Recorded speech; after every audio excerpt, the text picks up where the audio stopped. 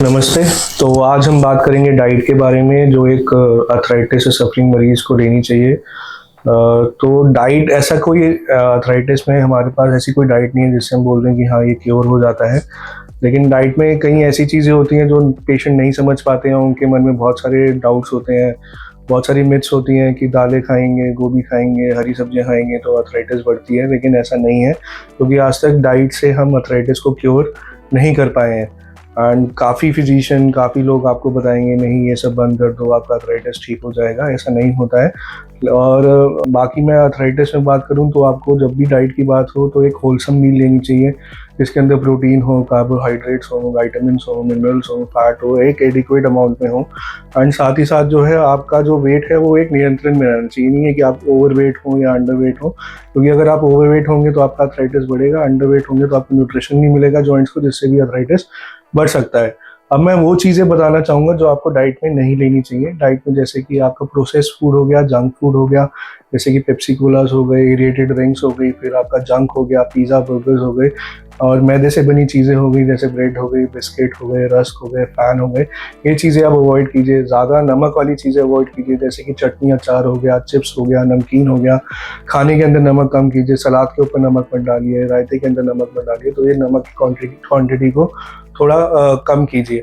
साथ ही साथ जो ट्रांस फैट वाले फूड होते हैं जैसे केक्स हो गए, फिर आपके जो यानी कि मीठी चीज़ें हो गई, और बाकी जंक हो गया जिसके अंदर ट्रांस फैट बहुत ज़्यादा होता है, वो सब आपको ज़रूर अवॉइड करना चाहिए। तो ये ट्रांस फैट वाली चीज़ें, बाकी जो है एक्सेसिव सॉल्ट, एक्सेसिव शुगर, ये सारी चीज़ें जो हैं ये आपको ज़रूर अवॉइड करनी चाहिए। साथ ही साथ कई बार ये देखा गया है, अगर आप डाइट के अंदर ओमेगा 3 फैटी एसिड बढ़ाएंगे तो वो पेन किलर का काम करती हैं, वो एंटी इंफ्लेमेटरी एजेंट्स होती हैं।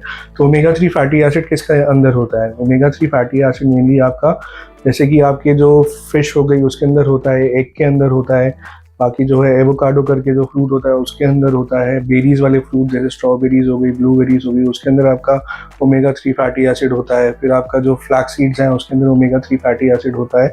तो जितने ओमेगा 3 फैटी एसिड से रिच फूड है उनका इंटेक आप अपनी डाइट के अंदर बढ़ा सकते हैं।